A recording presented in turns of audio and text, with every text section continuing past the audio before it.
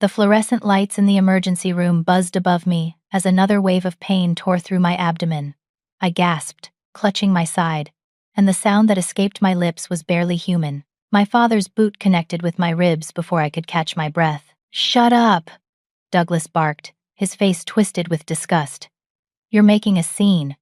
My sister Amber stood beside him, her phone already out, recording my agony with a smirk spreading across her face. She laughed, a sharp, cruel sound that cut deeper than any physical wound. A young doctor passing through the waiting area stopped mid-stride, his eyes widening as he watched my father's boot pull back from my body. "Doctor." Hayes moved toward us with measured steps, his professional mask firmly in place, but I could see something shifting behind his eyes. He was maybe in his early 30s, with kind features that now held a hardness I recognized as controlled anger. "Miss, let me get you into an examination room right away," he said, his voice gentle but firm. He did not acknowledge my father or sister, just offered me his arm.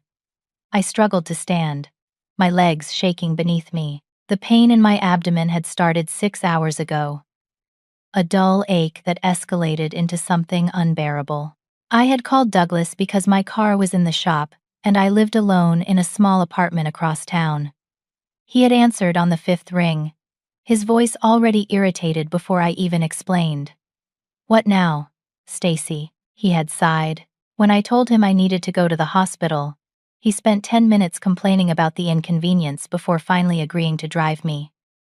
Amber had invited herself along.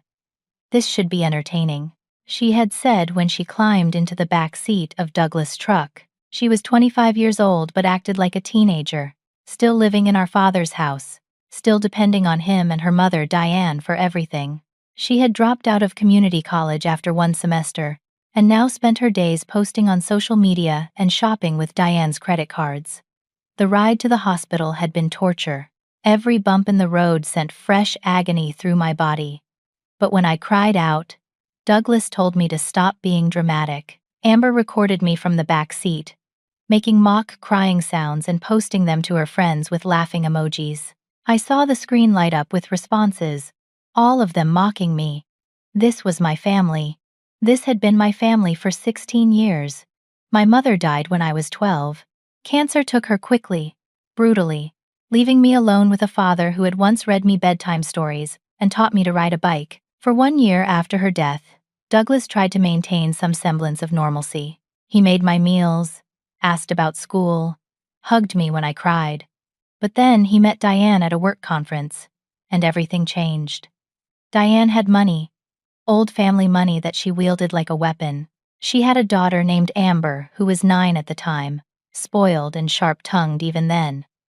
Douglas married Diane 11 months after my mother's funeral. I wore a stiff dress to the wedding and tried to smile, desperately hoping this new family would heal the wound my mother's death had left. Instead, the wound deepened. Diane made it clear from the beginning that I was a burden, an inconvenient reminder of Douglas' previous life. She convinced him that I needed tougher discipline, that my mother had made me soft.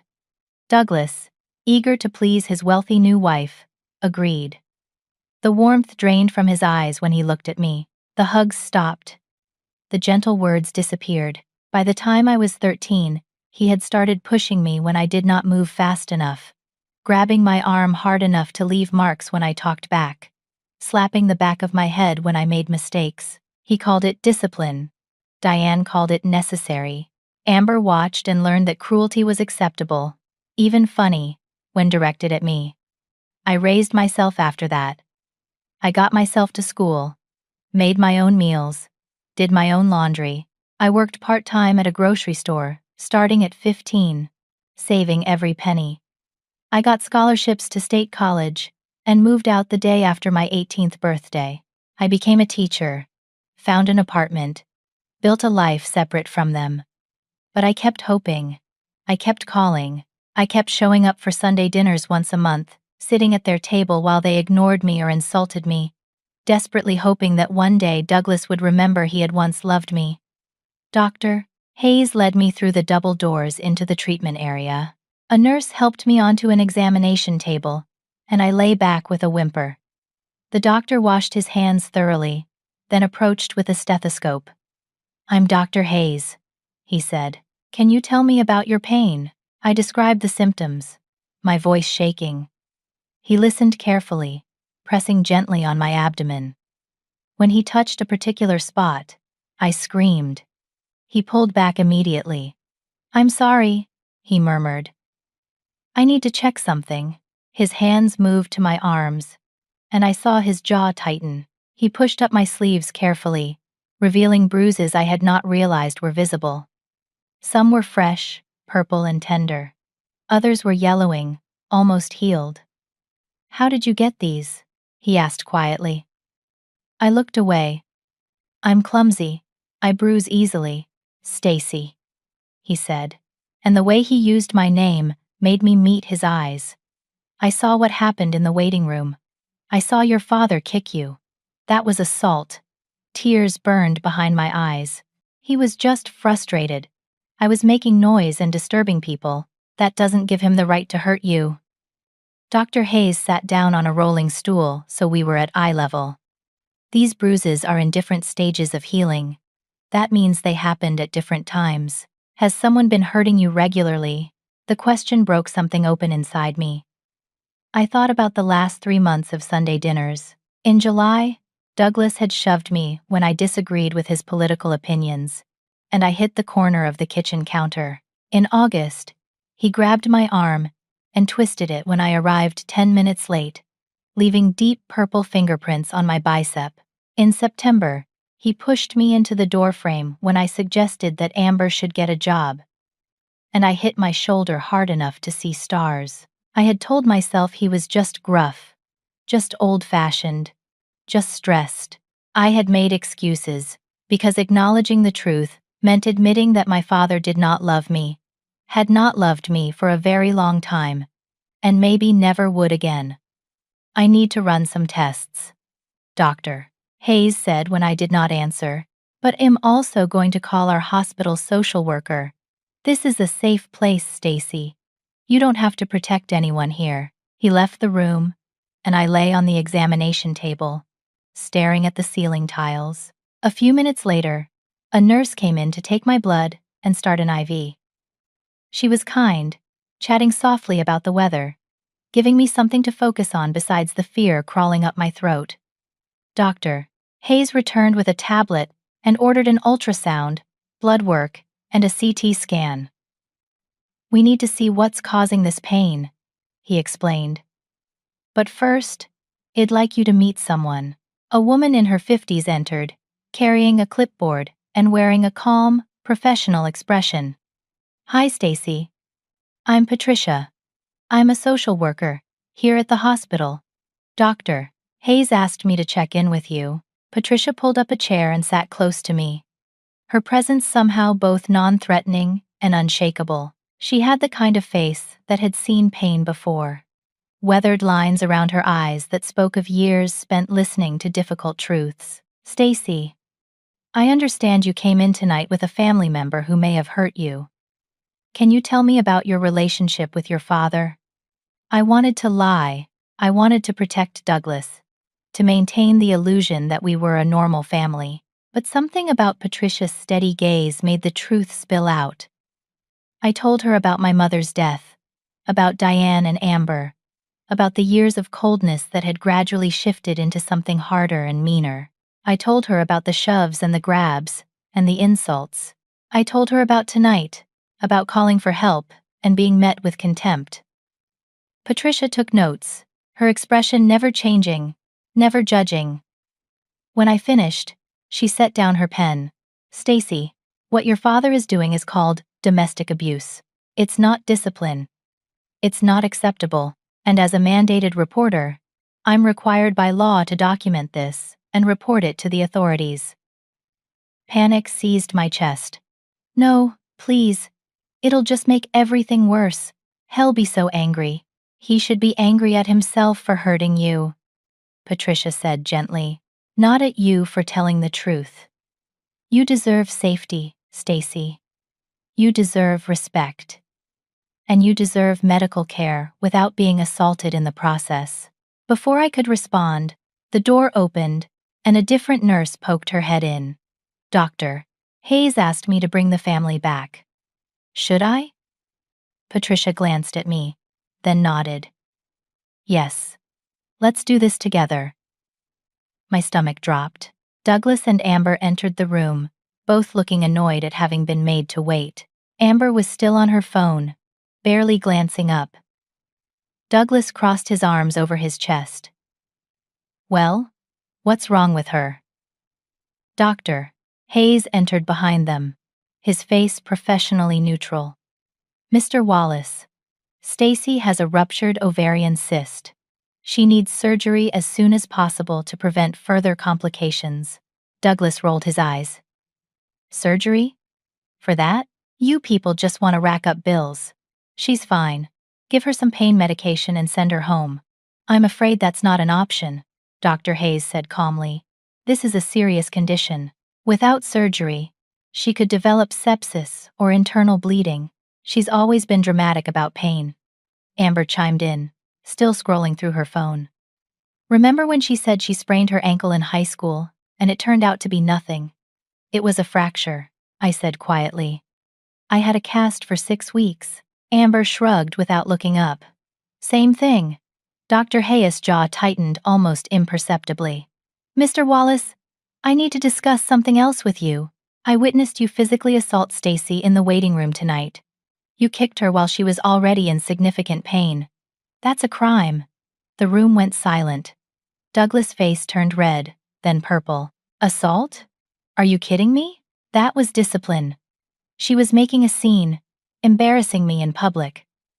I gave her a little tap to get her attention." "You kicked her in the ribs, Doctor," Hayes said, his voice still calm but with steel underneath. "I saw it. A nurse saw it. We have security cameras that recorded it." "This is ridiculous," Douglas sputtered. "She's my daughter. I can discipline her however I see fit." "She's 28 years old," Patricia interjected. "She's not a child, and even if she were, what you did would still be illegal." We've also documented multiple bruises on Stacy's body in various stages of healing, which suggests a pattern of abuse.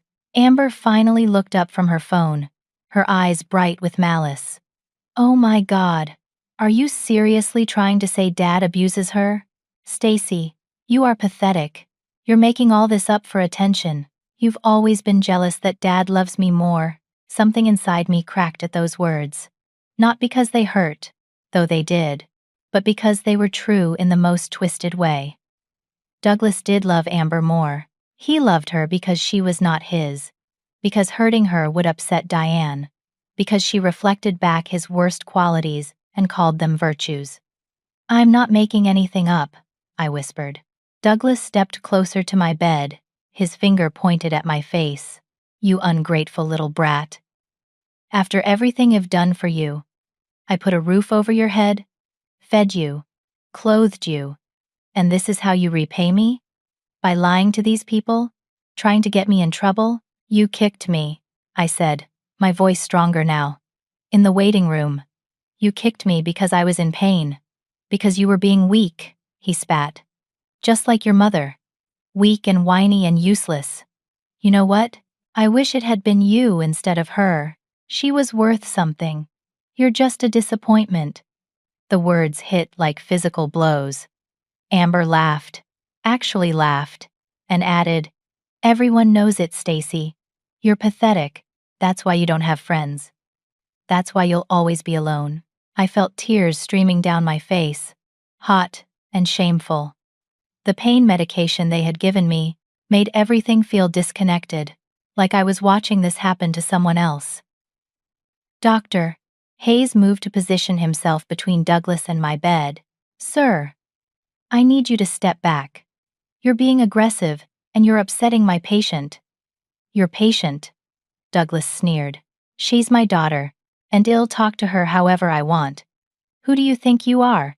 Some hotshot doctor who thinks he knows everything? I'll have your job for this. I'll sue this entire hospital." "Doctor." Hayes reached into his pocket and pulled out his phone. He tapped the screen a few times, then held it up. Douglas' voice filled the room, tinny but clear through the speaker. She's always been dramatic about pain. Remember when she said she sprained her ankle in high school and it turned out to be nothing? Then Amber's voice. Same thing.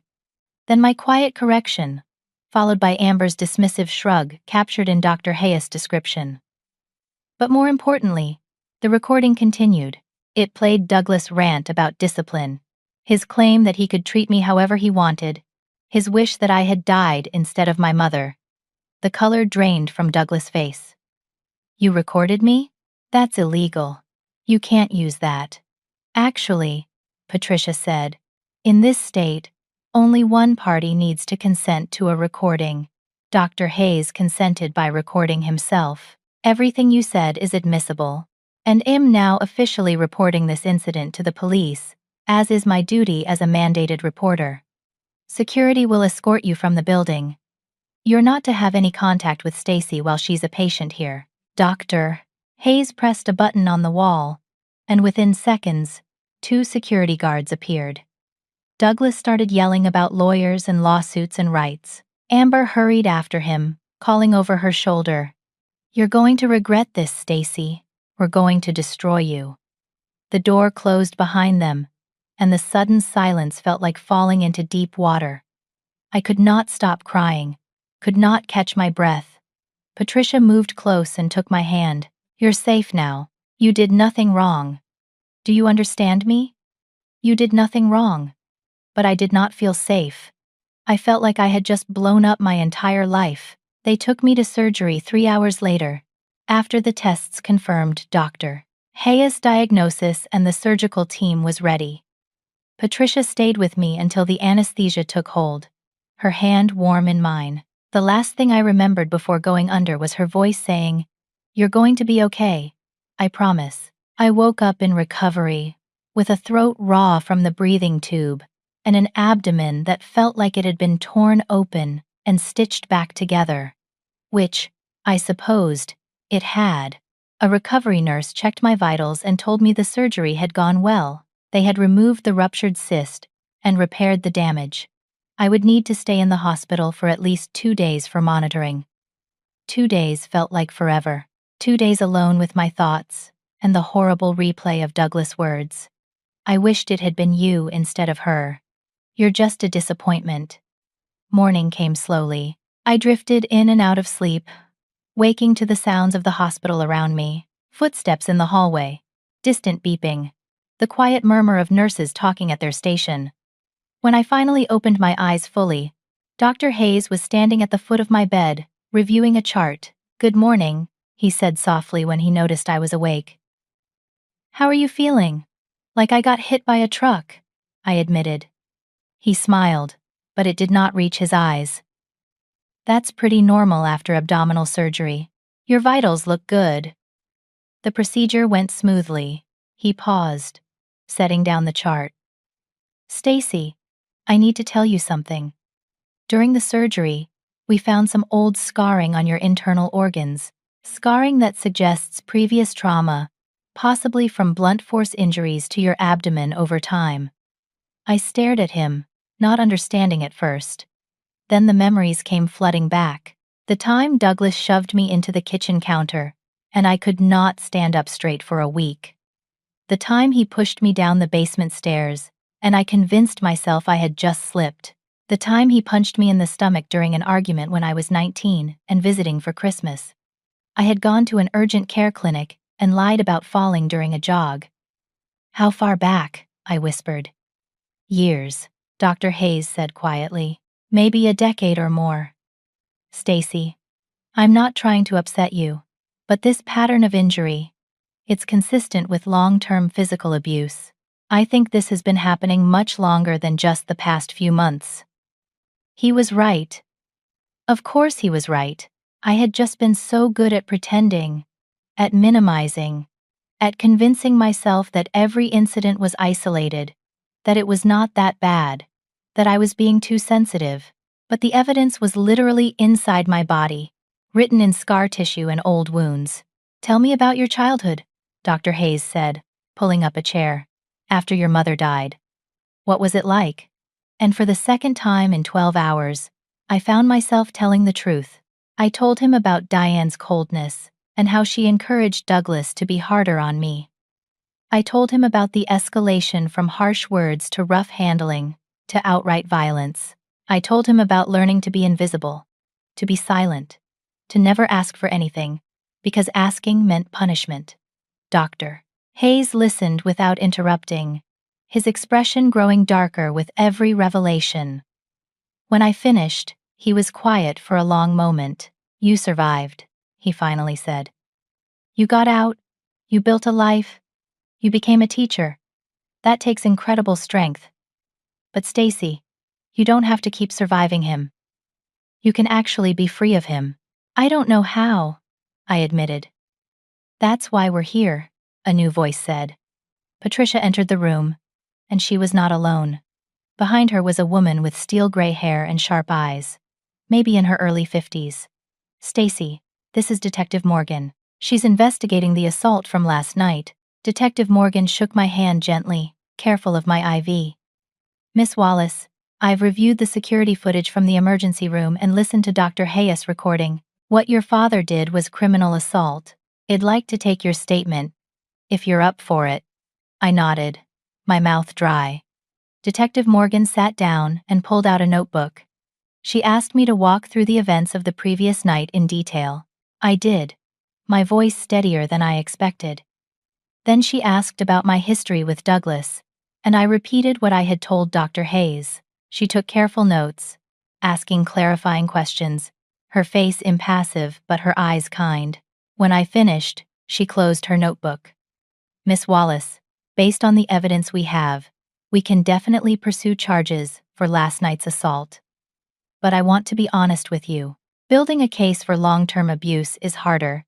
The old injuries are documented now, but without previous reports, it becomes your word against his. However," she paused, glancing at Patricia, "there's something you should know." Patricia pulled out a tablet and turned it toward me. On the screen was a hospital intake photo of a woman with dark hair and tired eyes.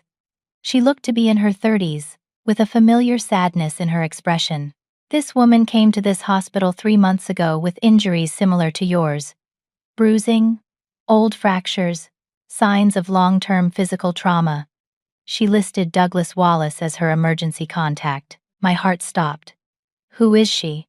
"Her name is Jennifer Wallace," Patricia said. "Does that name mean anything to you?" I shook my head, staring at the photo. There was something about her face, something in the shape of her eyes and the line of her jaw. "I don't know any Jennifer." Patricia and Detective Morgan exchanged glances. "Stacy," Patricia said gently, "Jennifer is your half-sister. She's Douglas' daughter from his first marriage, before he married your mother." The room tilted. I had a sister? An older sister I had never known about? That's impossible. My dad was never married before my mom. "He was," Detective Morgan said. "They divorced when Jennifer was 16.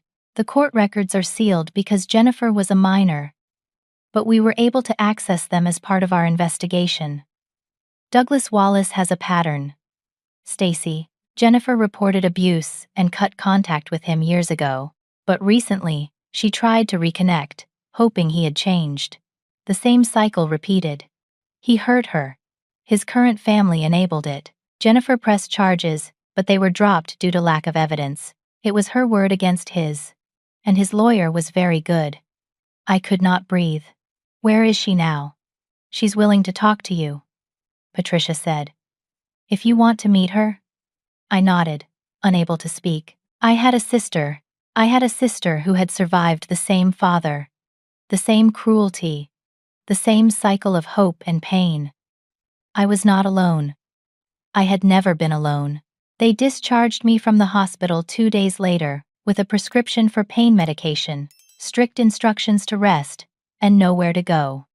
I could not return to my apartment alone while recovering from surgery. I had no family I could call. My coworkers were friendly, but not close enough for this kind of ask.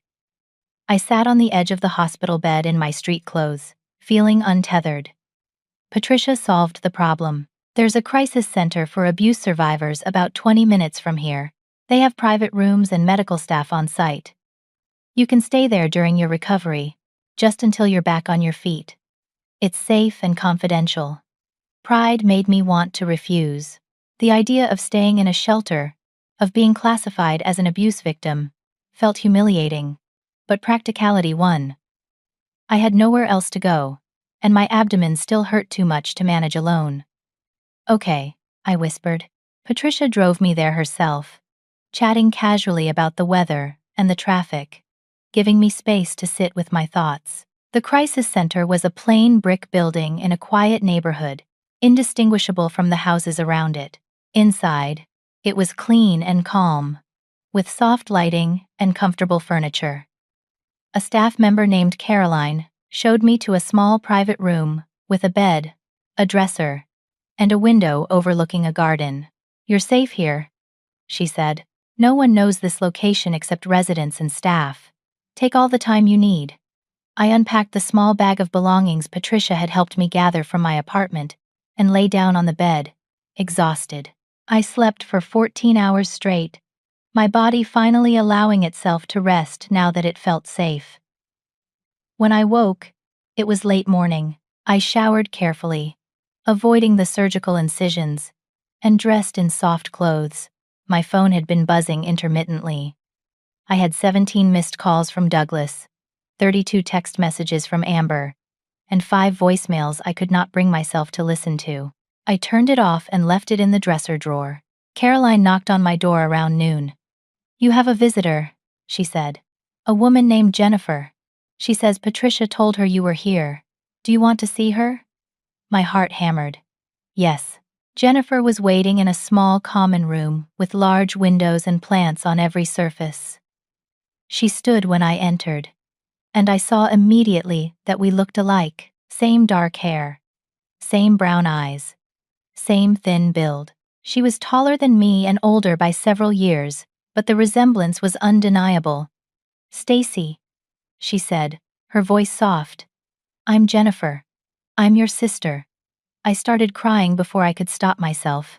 Jennifer crossed the room and hugged me carefully, mindful of my recent surgery. We stood there for a long time, two strangers who were not strangers at all, holding each other in a room full of light. When we finally sat down, Jennifer told me her story. She had grown up as Douglas' only child until her parents divorced when she was 16. "He was always volatile," she said. "Angry, controlling. He hit my mother a few times, but mostly he targeted me. By the time I was 13, it was constant. Grabbing, shoving, slapping. He said he was making me tough, preparing me for the real world. My mother finally got the courage to leave him when I begged her to. We moved to another state. I changed my last name when I turned 18. I thought I was done with him forever." "What made you reach out?" I asked. Jennifer looked down at her hands. "My mother died last year. Cancer. In her final weeks, she made me promise I would try to reconnect with him. She said people can change, that I should give him a chance to make amends. I was skeptical, but I loved my mother, so I tried. I wrote him letters," he responded. "We met for coffee. He seemed different. Older, softer. He apologized for what he did when I was young. He introduced me to Diane and Amber. He said he wanted to be a family again." "Let me guess," I said bitterly.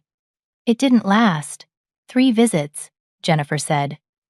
"That's how long the act lasted. The third time I went to his house, I disagreed with something he said about politics. He grabbed my arm, twisted it, told me I was disrespectful. When I pulled away, he shoved me into the wall." Amber watched and laughed. "Diane told me I was being too sensitive. I pressed charges. They got a fancy lawyer. The charges were dropped. He hurt the daughters he was supposed to protect. He surrounded himself with people who enabled his cruelty. He used his charm and his money to escape consequences. But this time, things were different. This time, there were 2 of us. And this time, we had evidence." Detective Morgan arrived at the crisis center that afternoon. She sat with Jennifer and me in the common room, a recorder on the table between us. "I'm building a case," she said bluntly.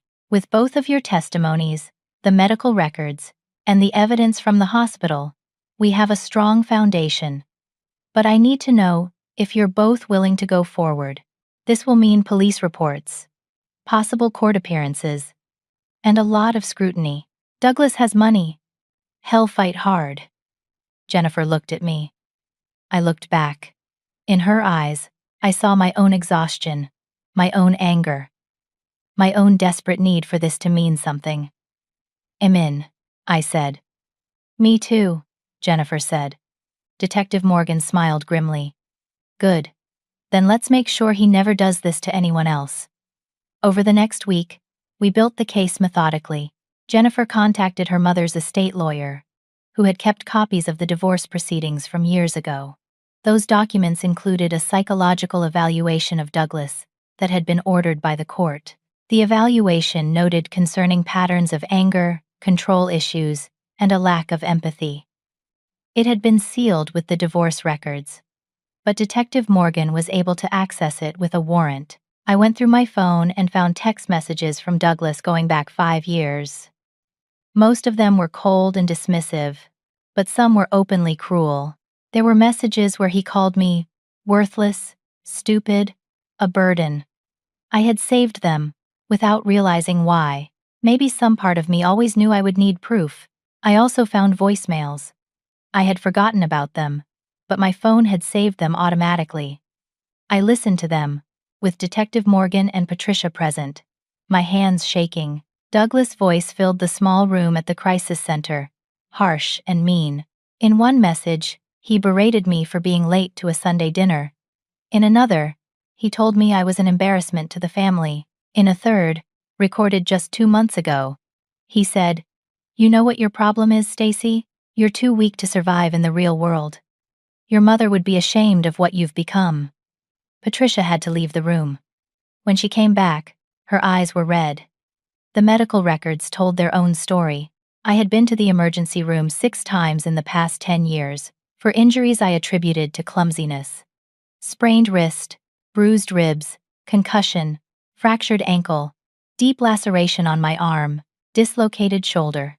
The doctors had noted inconsistencies in my explanations, but no one had pushed hard enough. No one had asked the right questions. Now, with context, the pattern was undeniable, but Detective Morgan needed more. "Defense lawyers are good at creating reasonable doubt," she explained. "We need corroborating witnesses. People who saw the dynamic between you and your father. People who noticed injuries or heard him say cruel things." I thought about my life, about how isolated I had been. But then I remembered my coworkers. I called my principal, Margaret, and explained the situation. Her response was immediate. "Come to the school," she said. "Bring the detective. We need to talk." Detective Morgan drove Jennifer and me to the elementary school where I taught 3rd grade. Margaret met us in her office, and she had brought 3 other teachers with her. Madison, who taught 4th grade and had become a friendly acquaintance over the years. Gregory, who taught 5th grade and always chatted with me in the teacher's lounge. And Susan, who taught 2nd grade and had been at the school for 20 years. "We've been worried about you," Margaret said without preamble. "All of us have noticed bruises on you over the years. We've seen you flinch when people move too quickly. We've heard you on the phone with your father. How small your voice gets. We should have said something sooner. We should have helped." Madison spoke up, her voice thick with emotion. "Your sister came to the school once. Amber. It was maybe a year ago. She said she was there to surprise you with lunch, but you were in a parent-teacher conference. While she waited, I overheard her talking to one of our parent volunteers. She was mocking you, Stacy, saying you were pathetic and weak. The volunteer, Mrs. Chen, was so uncomfortable she reported it to me. I should have told you." "I'm sorry. Mrs. Chen would testify to that," Detective Morgan asked. Her pen poised over her notebook. "I already called her. Madison said. She said yes. Gregory added his own observations. He had seen me in the school parking lot once, after a Sunday dinner with my family. I had been sitting in my car, crying, and when he knocked on the window to check on me, he saw bruises on my arms. "You told me you fell while hiking," he said quietly. "I didn't believe you, but I didn't know what to do. I'm sorry I didn't do more." Susan, the veteran teacher, had the most damning testimony. "I taught Jennifer's daughter 2 years ago," she said, and I gasped. "Jennifer had a daughter? Your niece, Emma, sweet child, very bright." Jennifer listed Douglas as an emergency contact initially, but then called the school and had him removed. She said he was dangerous and should never be allowed near Emma. I documented it. It's in the school records. Detective Morgan looked at Jennifer. "You have a daughter." Jennifer nodded, tears streaming down her face. "She's 7. She lives with my ex-husband in another state. I moved back here for work, and I see her during school breaks. I never told Douglas about her. When I reconnected with him, I made sure Emma was safely across the country. I was so afraid he would hurt her the way he hurt me." "He would have," I said, and I knew it was true. Detective Morgan had pages of notes now, testimonies from teachers, from a parent volunteer, from hospital staff, from Jennifer's school records, combined with the medical evidence, the recording from the hospital, the security footage, and our own statements. The case was strong. But then Detective Morgan's phone rang. She stepped out of Margaret's office to take the call, and when she returned, her face was grim. "We have a problem," she said.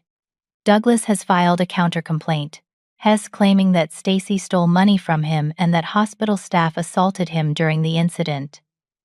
Amber has signed an affidavit supporting his claims. They're also threatening to sue the hospital, Dr. Hayes, personally, and Stacy, for defamation." My stomach dropped. "That's not true. I never stole anything from him, and no one assaulted him."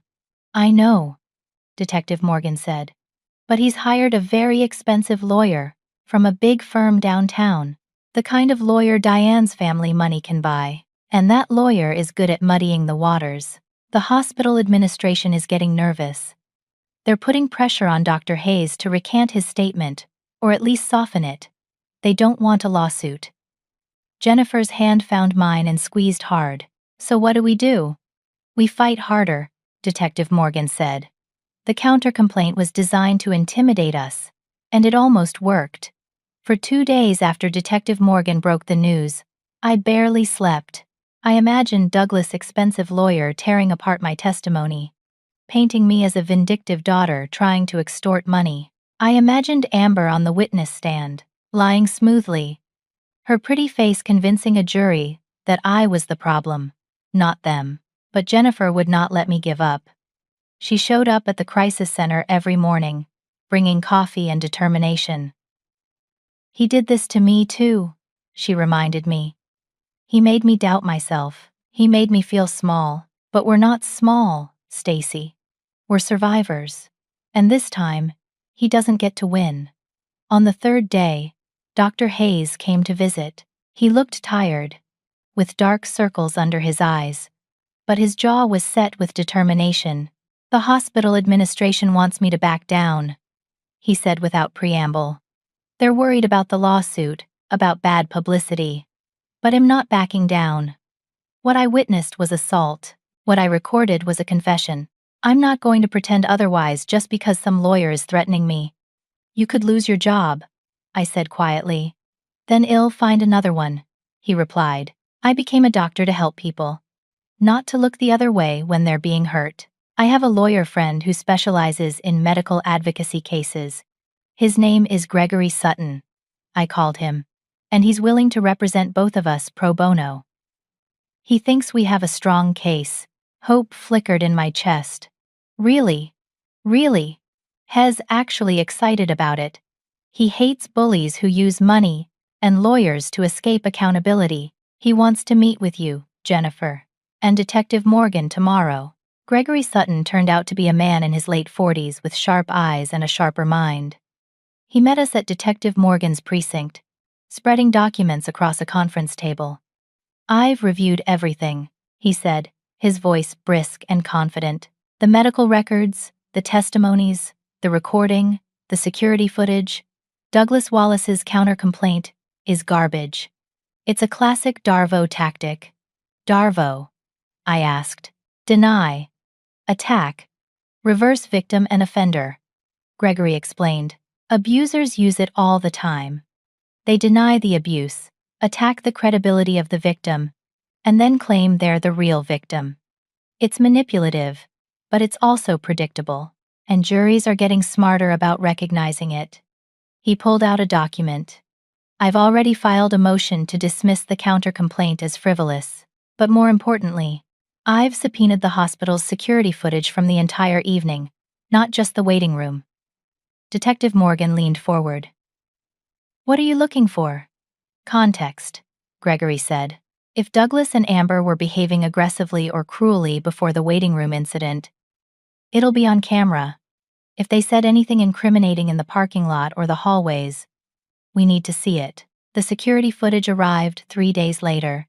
Gregory, Detective Morgan, Jennifer, and I watched it together in the precinct conference room. The footage was grainy but clear enough. It showed Douglas' truck pulling up to the emergency room entrance.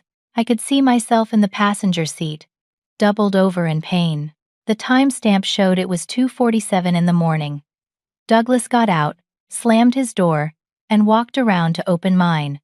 He did not help me out. He stood there with his arms crossed while I struggled to climb down from the truck's high seat. When I stumbled, he did not catch me. Amber, visible in the back seat, was laughing. The camera followed us into the building. In the waiting room, Douglas sat down and pulled out his phone, ignoring me completely. I was pacing, clearly in agony, clutching my side. Amber filmed me on her phone. The footage was silent, but I remembered what she was saying. "Look at the drama queen. This is going on my story." Then came the moment I cried out.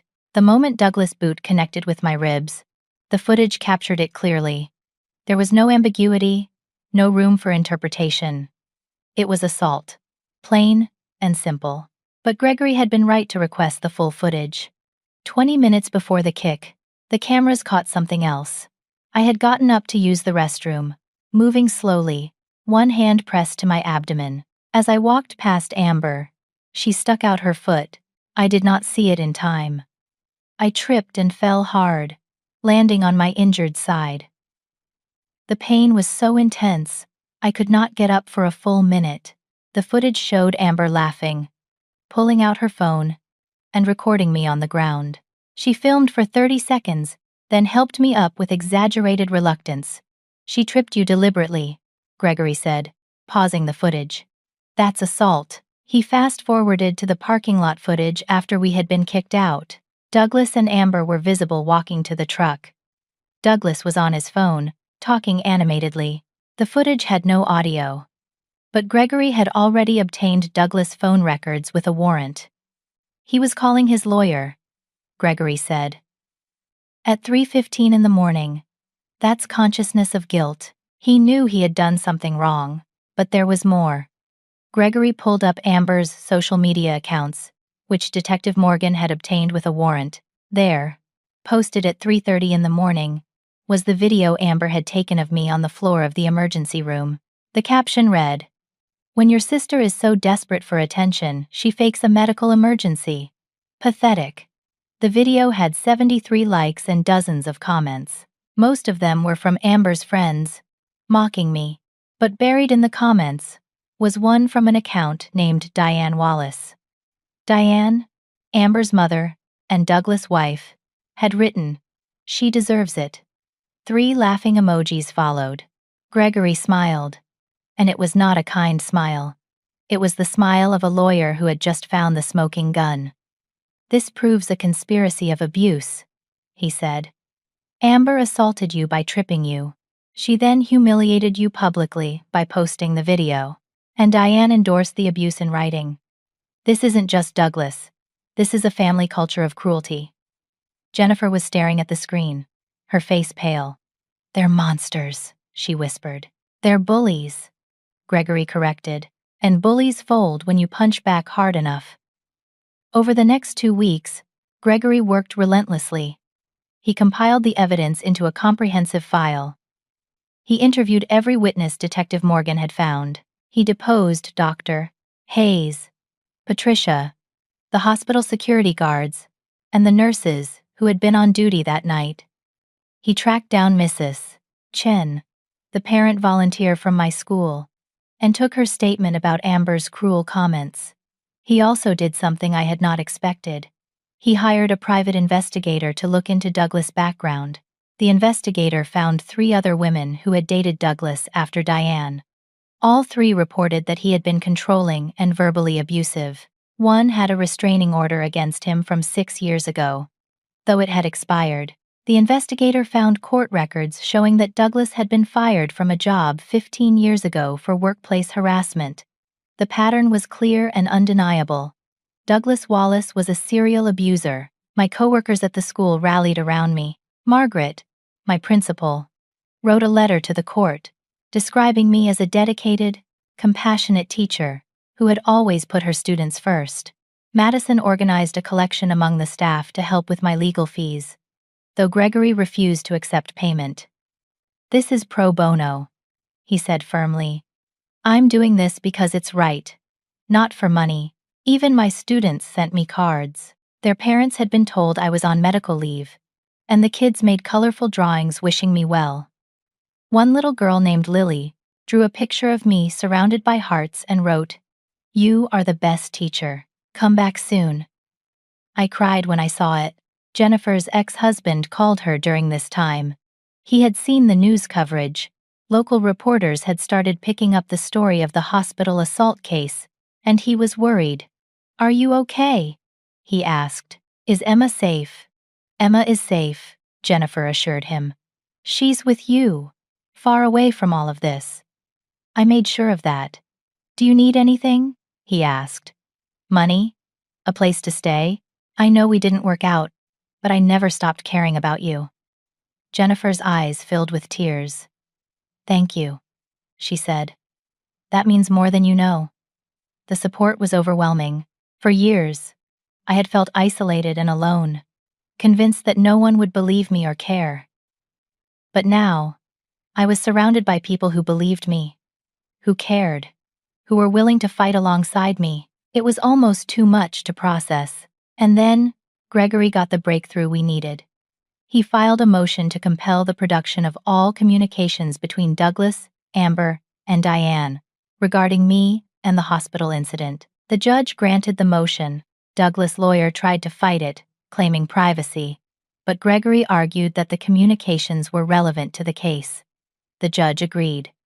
When the communications arrived, they were damning.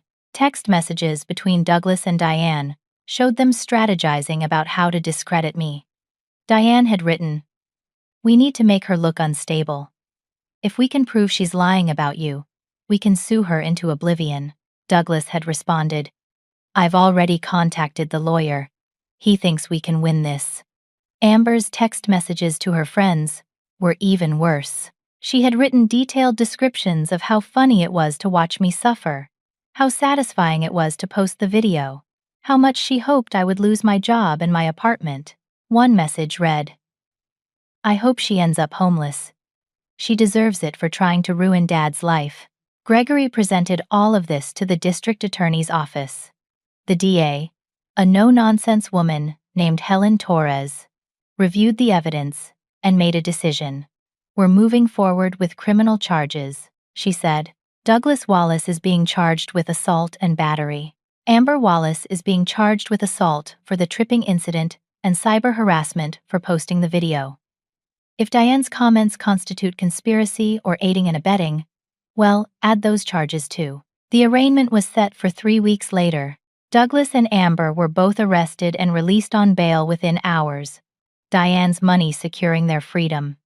But the arrest itself sent a message. This was real. This was happening. They could not buy their way out this time. Douglas' lawyer, a slick man named Raymond Pierce, immediately filed motions to dismiss. He argued that the charges were baseless, that the evidence was circumstantial, that I was a vindictive daughter with a grudge. But Gregory countered every motion with more evidence. The security footage, the social media posts, the text messages, the testimonies.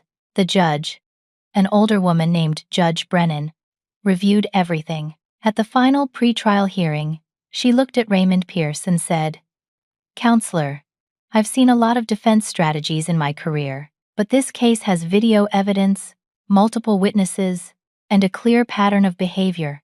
Unless you have something more substantial than accusations of vindictiveness, I'm denying your motions. This case is going to trial." Raymond Pierce's face went red, but he said nothing. Douglas, sitting at the defense table, looked smaller than I had ever seen him. Amber sat beside him, her usual smirk gone, replaced by genuine fear. Jennifer squeezed my hand. "We're going to win," she whispered. I wanted to believe her. The trial began on a cold Monday morning in November. The courthouse was an imposing building downtown, all marble and high ceilings.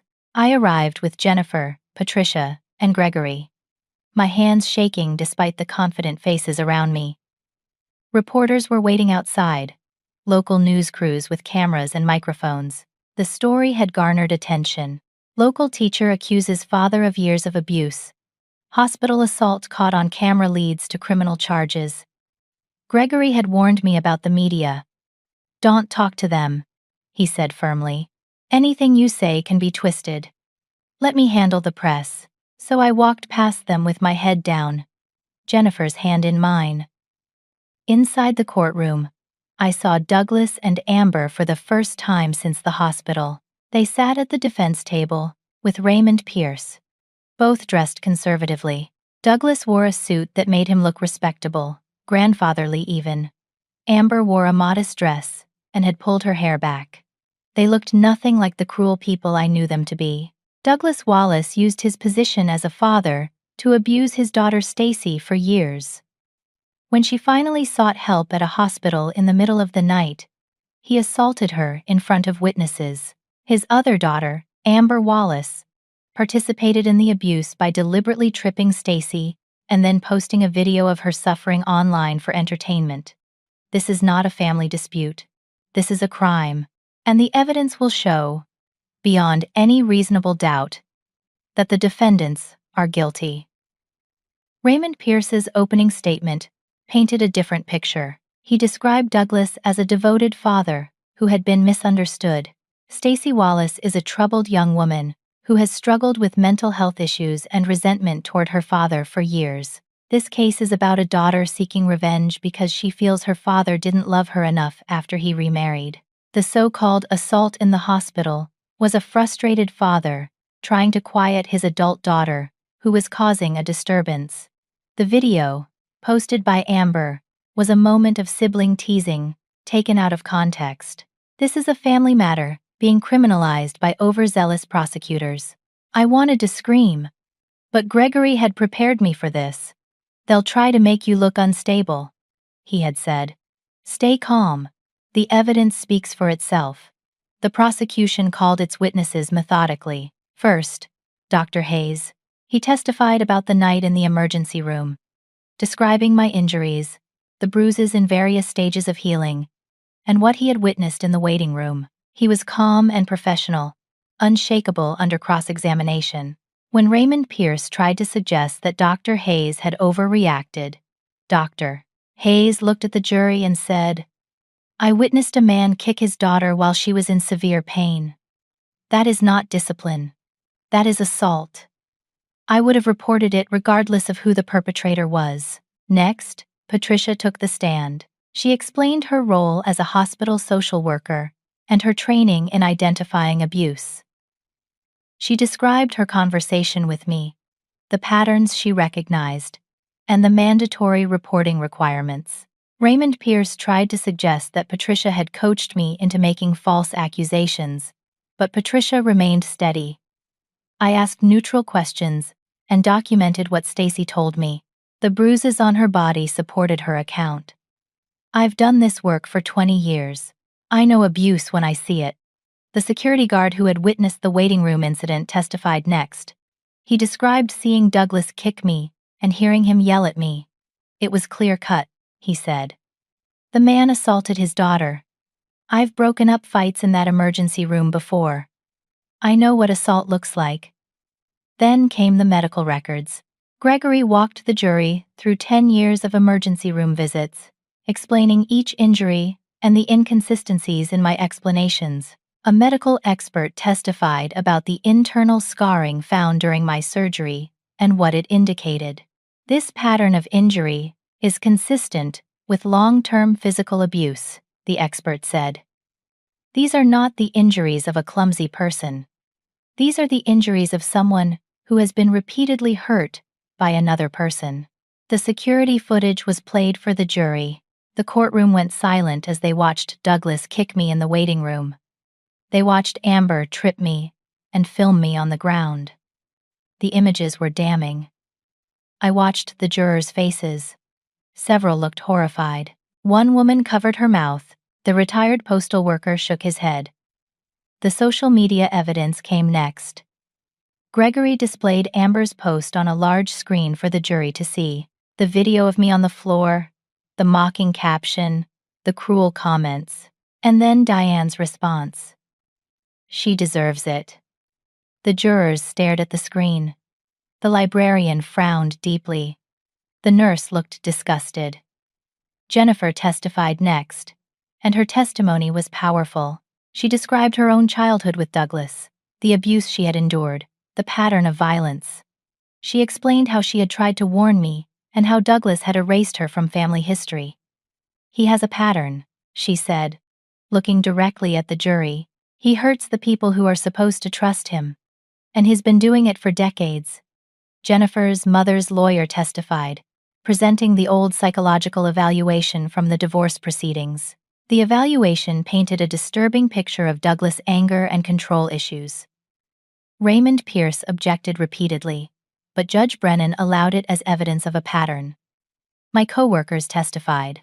Margaret described me as a dedicated teacher and noted the times she had seen bruises on me. Madison recounted Amber's cruel comments at the school. Mrs. Chen, the parent volunteer, testified about overhearing Amber mock me. Gregory, the fellow teacher, described finding me crying in the parking lot with visible injuries.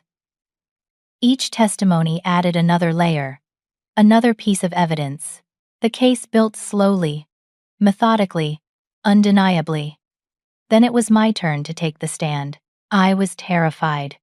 Gregory had prepared me extensively, walking me through potential questions and cross-examination tactics.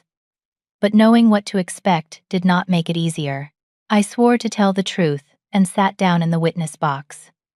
The courtroom felt enormous, all eyes on me. Gregory approached with a kind expression. Stacy, can you tell the jury about your relationship with your father? I took a deep breath and began. I told them about my childhood before my mother's death, when Douglas had been loving and present. I told them about the change after he remarried, how he became cold and then cruel. I described specific incidents, the shoves, the grabs, the insults, the escalation over years. I kept my voice steady, focusing on the facts, not the emotion. Gregory asked about the night in the hospital. I described the pain, the fear, the humiliation of being kicked while I was already suffering. I described Amber's laughter, Douglas' contempt. Then came the cross-examination. Raymond Pierce approached with a sympathetic smile that did not reach his eyes. Miss Wallace, you've described a difficult relationship with your father, but isn't it true that you've had mental health struggles over the years? I've been in therapy, I admitted, to deal with the trauma of being abused. But you've also been diagnosed with anxiety and depression, correct? Yes, because of the abuse. Or could it be that your mental health issues have caused you to misinterpret your father's actions, to see malice where there was only concern? I looked at the jury. I have anxiety and depression because I spent 16 years being hurt by someone who was supposed to protect me. My mental health struggles don't make the abuse less real. They're evidence of it. Raymond Pierce tried another angle. You moved out of your father's house at 18 and have limited contact with him. Why continue to see him if he was so terrible? Because I kept hoping he would change, I said, my voice breaking. Because he's my father, and I wanted him to love me. I kept giving him chances, and he kept hurting me. That's what abuse does. It makes you doubt yourself. It makes you think maybe this time will be different. Isn't it possible that you're exaggerating these incidents because you're angry about his remarriage? Because you resent Amber? No, I said firmly. I have bruises. I have scars. I have medical records. I have witnesses. This isn't about resentment. It's about the truth. Raymond Pierce tried to poke holes in my testimony for another hour, but I held firm. Gregory had taught me to stay calm, to stick to the facts, to not let the lawyer rattle me. When I finally stepped down, I felt exhausted but also relieved. I had told my truth. Douglas and Amber both testified in their own defense. Douglas went first. He portrayed himself as a concerned father who had been trying to help his troubled daughter. He claimed the kick in the hospital was an accident, that he had been trying to get my attention and misjudged the force. He said the harsh words were taken out of context, that he had been frustrated and upset. Under cross-examination by Helen Torres, Douglas started to unravel. She asked him about specific incidents I had described. He denied them all. She showed him the text messages between him and Diane. He claimed they were joking. She played the recording from the hospital where he said he wished I had died instead of my mother. Were you joking when you said that? Helen asked. Douglas' face went red. I was angry. She was embarrassing me. So you wished your daughter dead because she embarrassed you. That's not what I meant, Douglas snapped. You're twisting my words. I'm using your exact words, Mr. Wallace. You said, and I quote, I wish it had been you instead of her. You were referring to your late wife and your daughter Stacy, correct? Douglas' lawyer objected, but Judge Brennan overruled. Douglas had to answer. I was upset. People say things they don't mean when they're upset. Do you love your daughter Stacy? Helen asked. Douglas hesitated. That hesitation spoke volumes. Of course I do, he finally said. But his voice lacked conviction. Then why did you kick her while she was in pain? I didn't kick her. I tapped her with my foot. Helen played the security footage again. The jury watched Douglas' boot connect with my ribs. Does that look like a tap to you, Mr. Wallace? Douglas had no good answer. His testimony fell apart. He became defensive, angry, revealing the temperament that had terrorized me for years. By the time he stepped down, the jury was watching him with suspicion and distaste. Amber's testimony was brief and disastrous. She stuck to her story that the tripping was an accident and the video was a joke. But when Helen Torres showed her the cruel text messages to her friends, Amber's smirk returned. I was just venting to my friends, she said dismissively. You wrote that you hoped your sister would become homeless. Was that venting? Amber shrugged. She's always been dramatic. I was frustrated. You posted a video of her in pain with a mocking caption. That's not frustration. That's cruelty. It was just a joke, Amber repeated, but her tone was bored, unrepentant. Helen Torres showed the jury Diane's comment on the post. Your mother wrote, she deserves it, with laughing emojis. Do you stand by that sentiment? Amber's lawyer objected, but Amber had already answered. Yeah, she said. Stacy does deserve it. She's trying to ruin our lives. The courtroom went silent. Even Raymond Pierce looked like he wanted to disappear. Amber had just admitted, in open court, that she believed I deserved to be hurt. Helen Torres smiled coldly. No further questions. Diane did not testify, but her written statement was read into the record. It was cold and defensive, blaming me for creating drama and causing problems. It helped no one. Closing arguments were powerful. Helen Torres summarized the evidence piece by piece, painting a clear picture of abuse, assault, and a family conspiracy of cruelty. The defendants want you to believe this is a family squabble, but assault is not a family matter. Posting videos of someone's suffering for entertainment is not a family matter.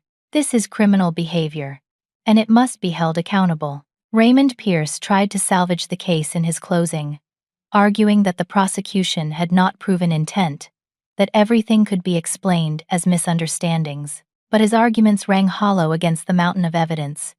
The jury deliberated for 6 hours. 6 hours of waiting, pacing, praying.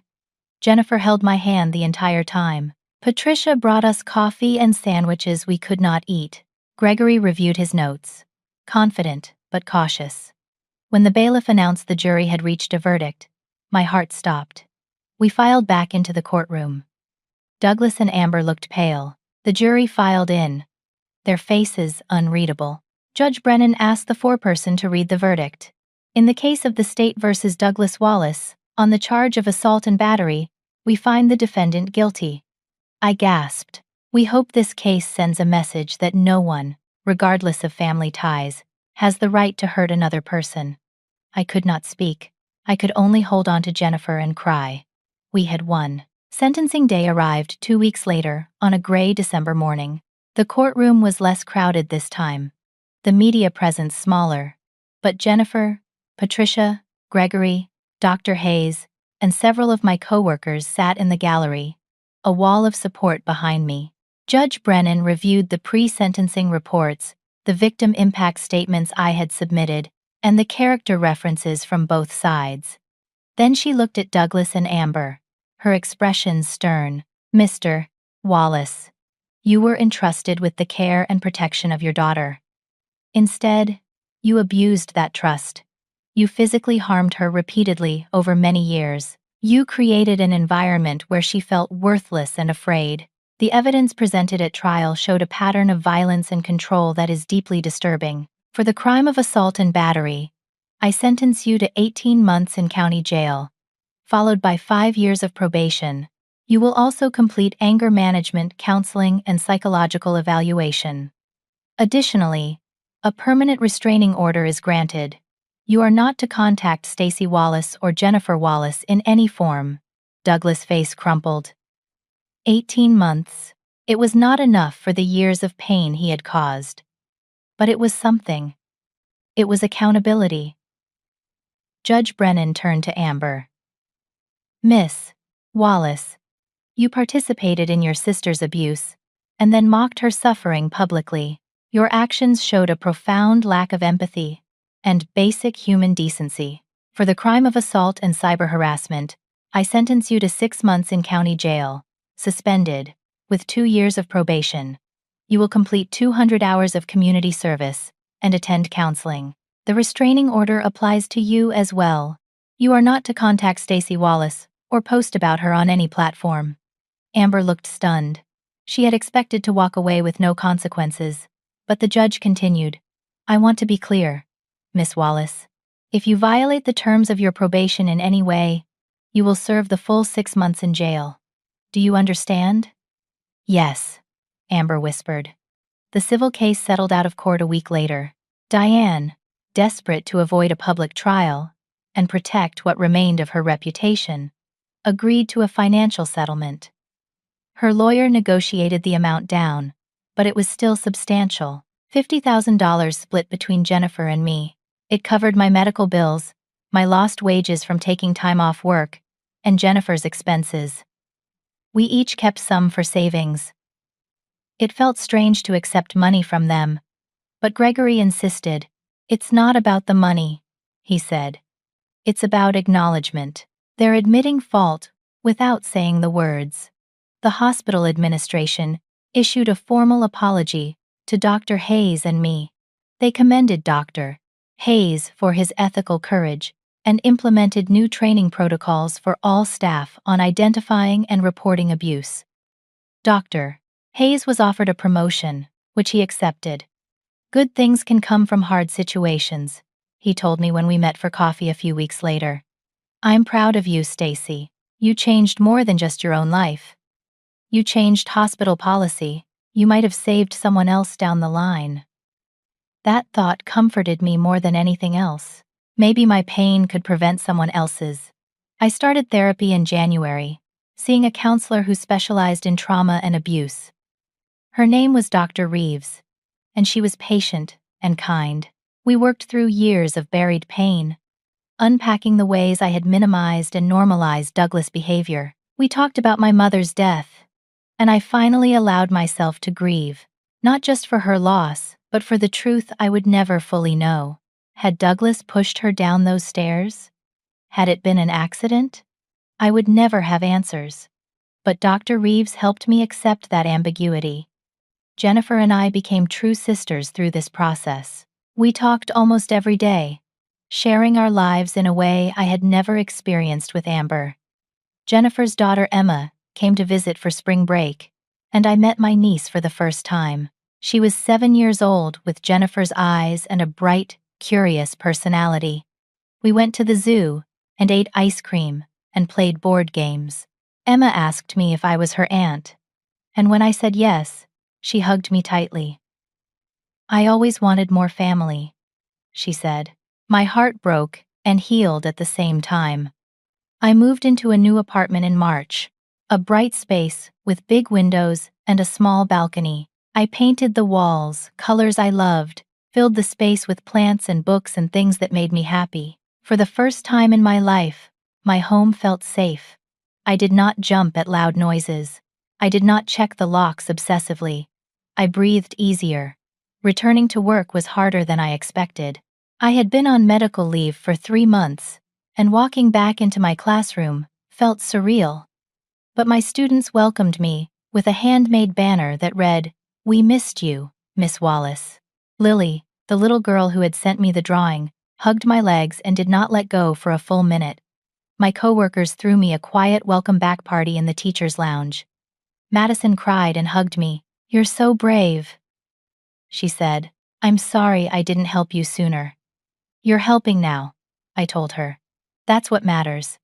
Teaching took on new meaning after everything I had been through. I watched my students more carefully, looking for signs of distress or fear. One afternoon, I noticed a little boy named Tyler had a bruise on his arm. When I asked him about it gently, he said he fell off his bike, but his eyes told a different story. I reported it to Margaret, who contacted the appropriate authorities. I could not save everyone, but I could be vigilant. I could be the person I needed when I was young. I also started volunteering at the crisis center, where I had stayed during my recovery. Once a month, I facilitated a support group for abuse survivors. Sharing my story helped others feel less alone, and hearing their stories reminded me that I was part of something larger. We were a community of survivors, bound by pain but defined by resilience. In May, I went on my first date in years. His name was Marcus, and he taught high school history at a school across town. We met at a teacher training workshop, and he asked me for coffee afterward. He was kind and funny, with an easy smile and gentle hands. On our third date, I told him about the trial, about my father, about everything. I expected him to run. Instead, he took my hand and said, "Thank you for trusting me with that. You're incredibly strong." We took things slowly, building trust and respect. For the first time, I understood what a healthy relationship could look like. Douglas served his full 18 months in jail. I heard through Detective Morgan that he was a model prisoner, quiet and compliant. When he was released, he moved to another state. Diane had divorced him while he was incarcerated, taking her money and her reputation with her. Amber cut contact with him too, bitter that he had dragged her into legal trouble. He was alone, finally facing the consequences of his choices. Amber completed her probation and community service. Through the grapevine, I heard she was in therapy and that her counselor was helping her confront her own behavior. 6 months after the trial, I received a letter forwarded through the lawyers. It was from Amber. The letter was not a full apology, but it was a beginning. She wrote, "I know I hurt you. I know what I did was wrong. I'm trying to understand why I became the person I was. I don't expect you to forgive me, But I wanted you to know. I'm sorry. I read the letter 3 times, then filed it away. I did not respond. Maybe one day I would, but not yet. Forgiveness was not something I owed her. But I appreciated the acknowledgement. It was more than Douglas had ever given. Diane tried to reach out once, through an intermediary. She wanted to clear the air and move past this unfortunate situation. I declined. Some relationships are not worth salvaging. Some people do not deserve access to your healing. A year after the trial, I stood in my classroom after the final bell, looking at the colorful drawings my students had made covering the walls. I thought about the journey I had been on, from that agonizing night in the emergency room, to this moment of peace. I thought about Dr. Hayes, who had seen something wrong and refused to look away. I thought about Patricia, who had believed me when I struggled to believe myself. I thought about Jennifer, who had shown me I was never alone. I thought about Gregory, who had fought for justice with everything he had. I thought about my coworkers, my students, my therapist, Marcus, all the people who had held me up when I could not stand. I realized something profound in that moment. For years, I had confused loyalty with self-destruction. I had believed that enduring abuse was what family meant, that suffering in silence was love. But I was wrong. True family is not about blood. It's about respect, safety, and genuine care. True love does not hurt. True love does not diminish. True love builds you up and holds you close and says, "You matter." I learned that asking for help is not weakness. It is the bravest thing you can do. I learned that my voice matters, my safety matters, my life matters. I learned that I am not defined by the cruelty I endured but by the courage I found to survive it, to speak up, to fight back, to build something better. I thought about the little girl I used to be, the one who lost her mother and then lost her father to anger and cruelty. I wanted to tell her that she would survive, that she would find people who loved her truly, that she would stand in a bright classroom surrounded by children who adored her, living a life she built with her own hands, free and whole. Pain is not a family legacy. Silence is not loyalty. And sometimes the greatest act of love is walking away from people who refuse to see your worth. I learned that lesson the hard way, but I learned it completely. That is my truth. That is my freedom. I locked up my classroom and walked out into the late afternoon sun. Jennifer was picking me up. We were going to dinner with Emma, who was visiting for the weekend. Marcus was meeting us there. Tomorrow, I would facilitate my support group.